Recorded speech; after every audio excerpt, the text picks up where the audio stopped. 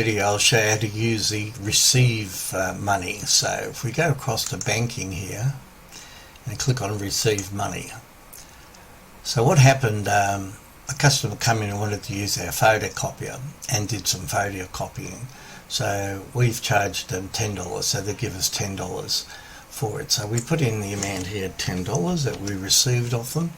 In here we did receive it in cash.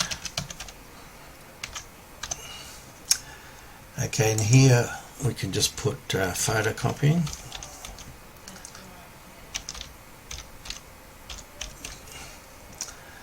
Payment method, they just paid us by cash. And in here we need to look at an income account, so it's going to be a number 4.